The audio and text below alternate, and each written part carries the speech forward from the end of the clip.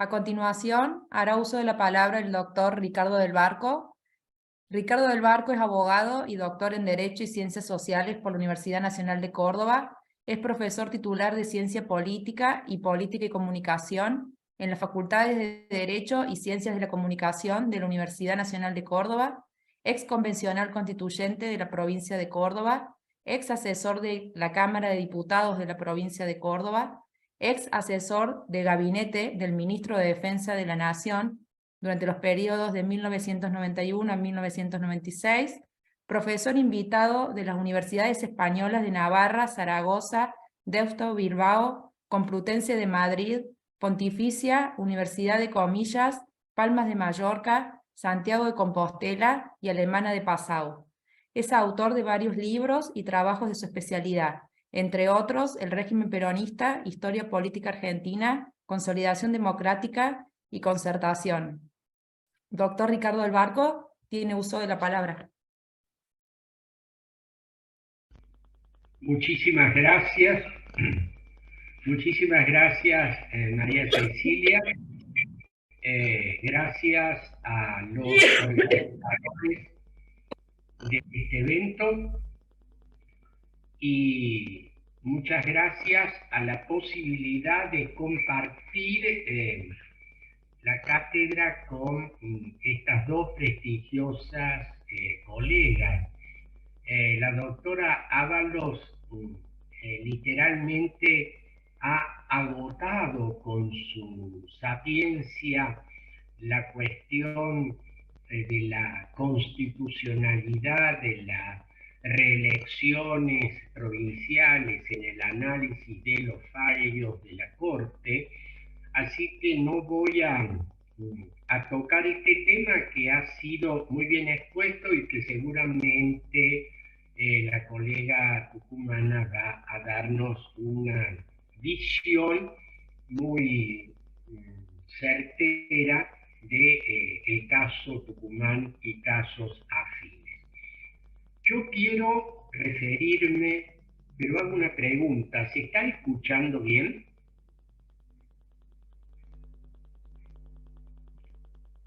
Perfecto.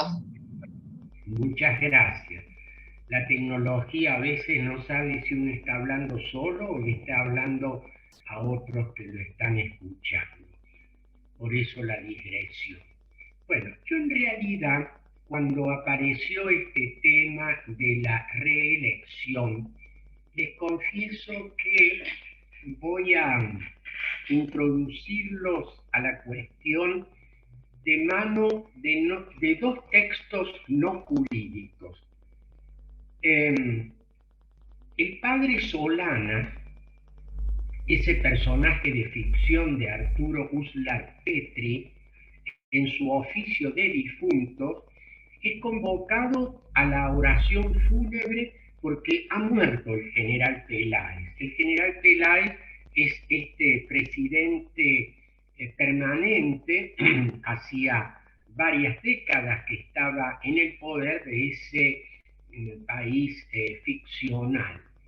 Y allí el libro nos va llevando, esta novela que inicia el realismo mágico en América Latina del venezolano Arturo Uslar Petri, nos va llevando a los avatares que llevaron a perdón por la redundancia, a este hacendado que no estaba en política, a convertirse en militar y político y durante varias décadas asumir el poder pleno en este país ficcional. En realidad, Uslar Petri está novelando una situación histórica latinoamericana que es el general Gómez, que gobernó durante 3 décadas en Venezuela hasta su muerte natural, en la presidencia de la República de Venezuela. El día que salió la resolución de las cautelares de la Corte y los funcionarios aludidos en Tucumán, en San Juan y en el orden nacional, comentaban con un lenguaje hasta soez la resolución de la Corte. Yo me atreví a leerle a los alumnos que en ese momento les estaba dando clase en una materia optativa, les leía trozos de este oficio de difuntos, en el que el general Peláez, que le decían, bueno, general, su periodo está por terminar y la Constitución, y Peláez decía, no me vengan los doctorzuelos con esos papeles y esas cuestiones. E inmediatamente pasé a leerle lo que había sido publicado en los medios de comunicación de funcionarios provinciales y nacionales acerca de la Corte, que estaba prohibiendo en ese momento, a través de la cautelar, la candidatura a estas reelecciones en dos provincias. Yo les decía, y les comento a ustedes, que cuando uno cruza estas dos lecturas, la de un texto ficcional, oficio de difunto, y las consideraciones de los dirigentes políticos argentinos que estaban siendo afectados por esta resolución, uno no sabe exactamente dónde comienza la ficción y dónde comienza la realidad. Y por eso mezclé ambos textos, es decir, esta suerte de realismo mágico en el que está inmersa no solamente la literatura latinoamericana, sino la política latinoamericana. Este fue uno de los textos que, si por allí ustedes tienen tiempo y ganas y quieren leer oficio de difuntos, se van a encontrar este bendito tema de el hombre poderoso que, a través de sucesivas reelecciones y otras fórmulas a las que ya me voy a referir de inmediato, se mantiene en el poder.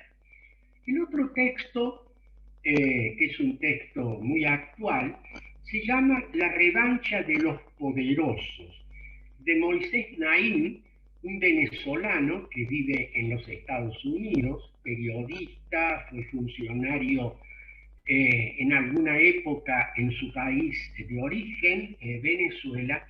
En esta revancha de los poderosos, Naim nos presenta un panorama actual en el que hay una suerte de lo que llamaría Huntington una contraola democrática, es decir, al proceso de democratización de los 90 le habría sucedido una contraola de autoritarismo que regresan en distintos países, y así aparece Venezuela, Rusia, Turquía, la India, Salvador y otros países en los que tenemos unos gobernantes que, vía reelección u otro mecanismo que formalmente no es reelección, pero que permite permanecer en el poder, asistimos a verdaderas autocracias electivas. Es decir, hay elecciones que incluso algunas de ellas pueden llegar a ser competitivas, es decir, que hay candidatos y partidos que tienen chance de ganar, pero que en definitiva no ganan y termina siendo consagrado vía electoral el gobernante en funciones. Yo recién hice referencia a otros mecanismos en los que la reelección no se permite, pero se sortea. La doctora Ábalos nos ha explicado muy bien, y todos ustedes conocen, que en materia de reelección, tanto a nivel nacional como a niveles provinciales, existen varios modelos. El primer modelo, la reelección no está permitida nunca, sería la Constitución mexicana actual, todavía vigente, y en el otro extremo la reelección está permitida siempre, le hace Venezuela, Nicaragua, Turquía, etc. Entre estos dos extremos hay constituciones que permiten una reelección, un turno más otro turno que puede ser de 4 más 4 o 5 más 5, otros que permiten la reelección pero con uno o dos periodos intermedios y algunas otras combinaciones. Ahora bien, hay otro mecanismo cuando la reelección no está permitida, en la cual el gobernante permanece en el poder sin estar en el cargo al que la elección, que está prohibida, si está la prohibición de la reelección, le permite estar. El ejemplo que podría dar ahora, que lo pueden encontrar en el texto La revancha de los poderosos de Naim, es el caso del actual presidente Vladimir Putin de la República Rusa. Ustedes recuerdan que en la primera presidencia de Putin, allá lejos ya hace tiempo, la Constitución rusa prohibía la reelección. Entonces, ¿qué hizo Putin? Putin no pudo presentarse, colocó a un hombre de su confianza, Medvedev, como candidato a la presidencia y este lo designó Medvedev como primer ministro. Y entonces Putin siguió, porque el poder formal lo tenía el presidente, el poder real lo tenía el primer ministro, que era Putin. Cuando Putin volvió a la presidencia en un segundo mandato, hubo una reforma constitucional que alargó el periodo y permitió la reelección indefinida, y desde allí Putin está en el poder. Entonces, fíjense que el primer recurso que utilizó Putin fue colocar a un hombre de su confianza en la presidencia. Dejo el texto y vuelvo a la ficción literaria. En este oficio de difunto, el general Peláez, que es el hombre fuerte de ficción, no siempre ocupa la presidencia, porque hay momentos en los que o la Constitución, varias veces cambiada, le prohibía la reelección o limitaba a 2 mandatos, o el hombre fuerte estaba cansado de la parte burocrática del ejercicio del poder, pero no quería perder el poder. Entonces lo que hacía el personaje ficcional era que el Congreso lo nombrara jefe de las Fuerzas Armadas, colocaba a él un hombre de su confianza en la presidencia formal y quedaba detrás del trono como poder.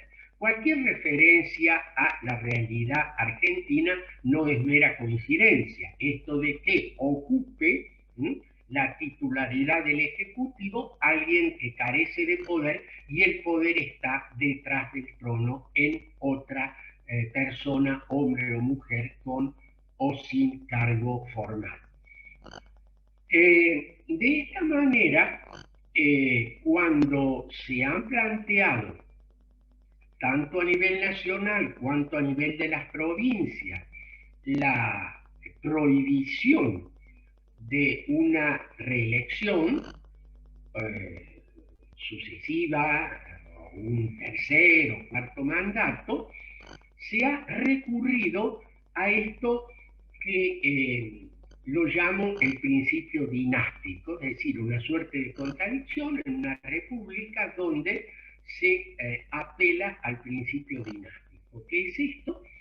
Simplemente el gobernante pone a alguien de su confianza, en primer lugar alguien de su familia, su mujer. Ejemplo, Santiago del Estero, cuando le prohibieron al gobernador presentarse a un tercer mandato. Pues bien, acato, no puedo, pero pongo a alguien de confianza, quien mi mujer. Mi mujer me sucede y luego puedo volver al cargo, como ha ocurrido en Santiago del Estero. Podría ser que esa mujer no exista o que no haya suficiente confianza, se buscará un familiar o un amigo que genere confianza en que le devolverá en su momento el cargo y que mientras lo esté ejerciendo pueda él ser el titular formal y mantener el hombre o la mujer fuerte el poder. Y de esa manera se ha sorteado el límite de la reelección.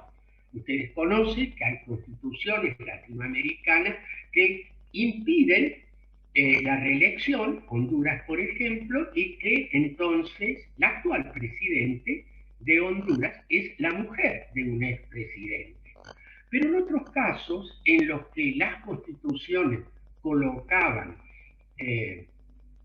conociendo esta tendencia al quedantismo de nuestros gobernantes, la prohibición de que lo sucediera el cónyuge o algún familiar en línea directa, fue el caso de Guatemala, en el que la mujer del presidente, no recuerdo en este momento el nombre, se presenta a la candidatura. Estaba prohibida, así, pero lo que ocurre es que antes de presentarse a la candidatura se había divorciado. Ustedes ven que hay una infinita cantidad de estrategias para quedarse en el poder.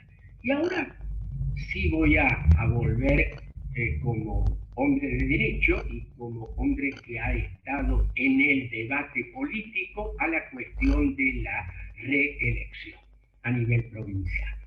En el año 87, en mi provincia, Córdoba, en plena onda de cambios constitucionales provinciales, participo como miembro electo de la Convención Constituyente que reformaba la antigua Constitución del 21 de Córdoba, que tenía nada más ni nada menos que la bendita o maldita, entre comillas, cláusula en el artículo 101 del antiguo texto que impedía la reelección inmediata. Y entonces, en esta reforma, bien es cierto que es una reforma general, estaba escondido el quid de la reforma, que era habilitar la reelección del gobernador. Y este tema se convirtió en uno de los temas de debate político fuera del ámbito constituyente, dentro de la política local y también de la política nacional. Y en el debate constituyente, no voy a hacer acá una larga exposición sobre el tema, yo sostuve con mucho énfasis la necesidad de mantener la, a mi juicio, sabia cláusula que impedía la reelección inmediata del gobernador.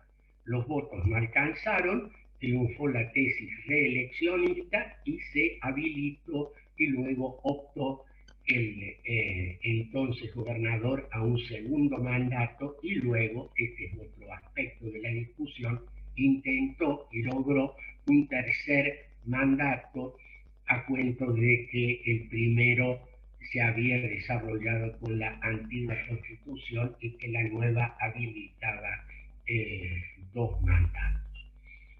Entonces, en aquel debate constituyente, yo sostuve básicamente, esto lo ha explicado excelentemente la doctora Ávalo, que el famoso principio democrático, es decir, el pueblo debe expresarse y si el pueblo quiere que este gobernante continúe, no hay ningún reparo en clave democrática para impedir la reelección.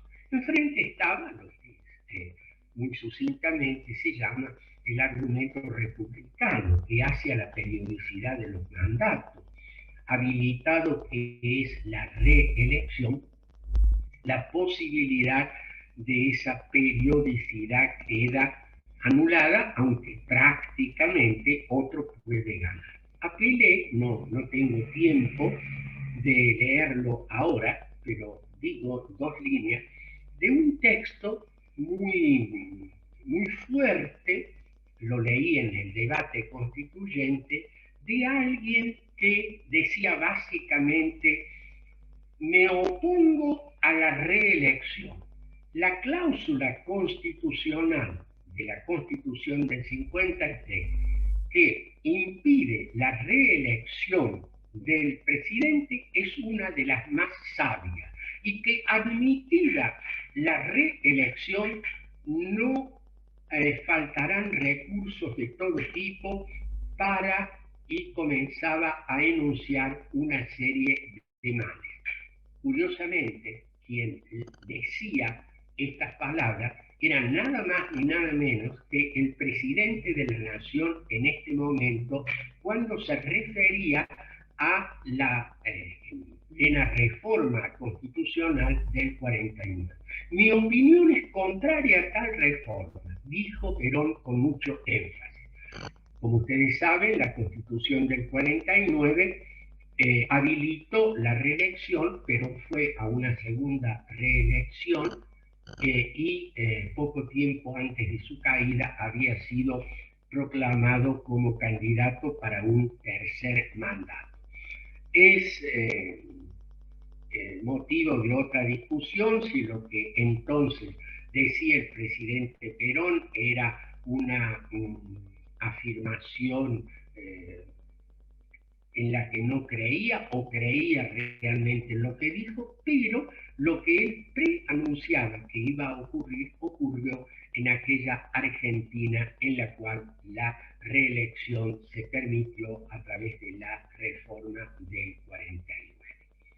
Hay en todo esto, y voy a ir concluyendo porque creo que no debe quedarme ya más tiempo, Cecilia, ¿no? ¿Queda algo? ¿Puedo hacer uso de un minuto más? Bueno, no. Sí, doctor. Seguro que sí, doctor, sí. Bueno. Por aclamación popular. ¿Cómo? Por aclamación popular, Bueno, muy bien. Entonces, fíjense, esto es intencional. Yo he pedido más tiempo. He pedido más tiempo. Ustedes saben que detrás de la cuestión de la reelección aparece una cuestión del tiempo en el ejercicio del poder. Y les diré lo siguiente, y de esto estoy absolutamente convencido. Quien ejerce poder, quien tiene poder, tiende a quedarse y necesita permanencia. Y claro, acá aparecen las reglas institucionales para poner un cierto límite, un periodo más otro periodo, no una tercera reelección, no una reelección inmediata o nunca una reelección como estableció hasta hoy la Constitución mexicana. Yo he acuñado, no sé, un lingüista seguramente me va a corregir, hasta que no aparezca la corrección lo sigo utilizando, un término para explicar esta cuestión de la relación entre el tiempo y el poder, que es la cronofagia, el hambre de tiempo, el hambre de tiempo. El gobernante tiene necesidad de tener más tiempo y pide, y allí están los dos candidatos frustrados a la gobernación en las provincias hermanas de Tucumán y San Juan, tuvieron tiempo, pero les hace falta más tiempo. Quieren más tiempo. ¿Cuánto? ¿Cuánto? Hay una expresión que me pareció muy ilustrativa de esta relación entre el poderoso y el tiempo. Fue la del presidente Chávez. Como ustedes saben, Chávez, a través de distintos mecanismos, ¿sí?, una vez que había sido elegido presidente por la vía democrática, buscó y logró la modificación de la regla institucional. Necesitaba tiempo. No se expresaba muy bien cuánto tiempo se necesitaría para culminar ese proceso revolucionario en el cual estaba inmerso. Necesito tiempo, le pidió a sus conciudadanos y obtuvo la modificación de la regla. Y luego la enfermedad lo situó frente al único límite que no hay corte, no hay constitución, no hay ley que pueda impedir. La suprema limitación humana, que es la muerte. Cerca de la muerte, Chávez, pueden ustedes encontrarse en internet con sus discursos finales, se dirigía no ya al pueblo, sino a Dios. Y decía: solo le pido a Dios que me dé un poco más de tiempo para concluir su obra.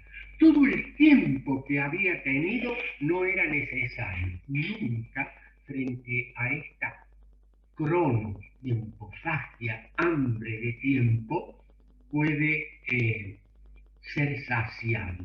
El poderoso tiene hambre de tiempo, y de ahí la sabiduría de las reglas institucionales que le ponen límite a este hambre de tiempo.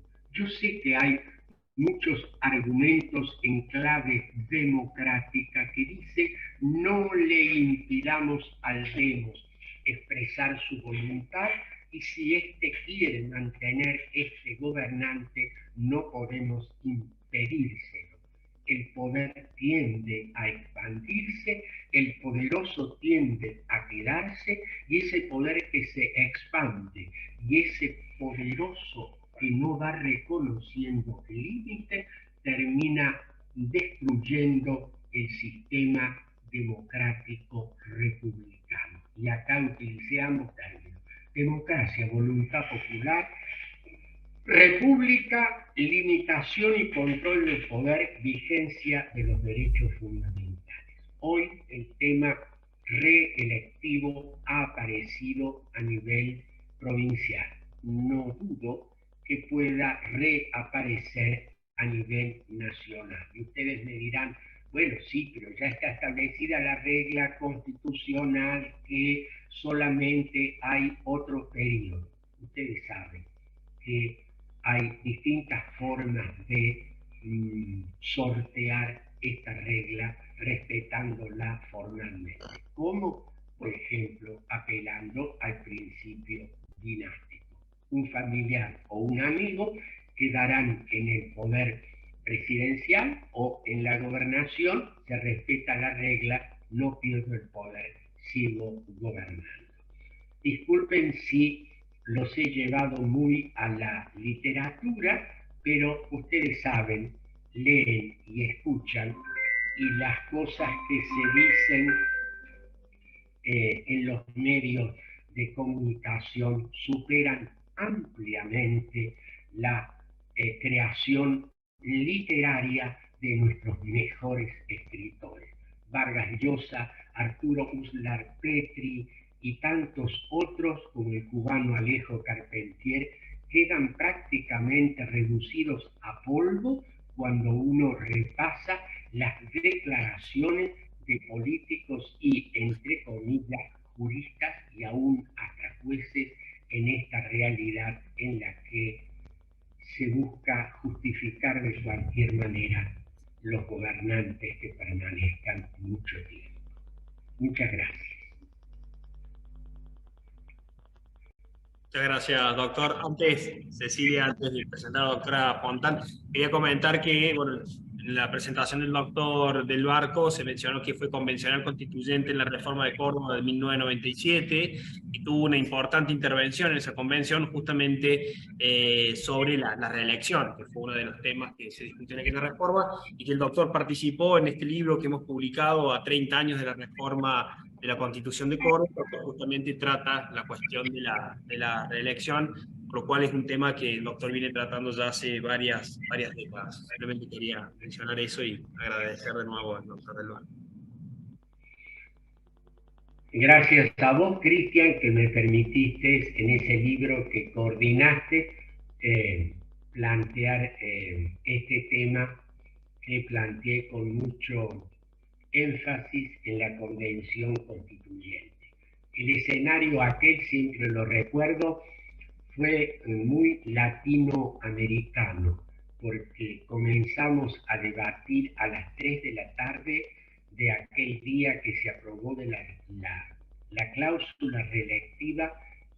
Terminamos en la madrugada del día siguiente a las 6 de la mañana y todo el debate fue a la noche. Alguno diría, fue entre gallos y medianoche. Yo hablé largamente a las 3 de la mañana, recibiendo no precisamente los aplausos de la barra opositora a mi posición, que era la barra oficialista que defendía al entonces gobernador, que era el doctor Angelos, al cual yo siempre utilizo un lenguaje clásico. Les dije, claro, eso produjo una exaltación de la barra oficialista. Está lleno el recinto como la plaza, como las antiguas plazas medievales, y es lógico que así ocurra, porque el pueblo ha acudido para saber la suerte del príncipe, es decir, si el príncipe podía permanecer o el príncipe debía irse. Gracias, Cristian. Muchas gracias, doctor Ricardo Del Barco. A continuación,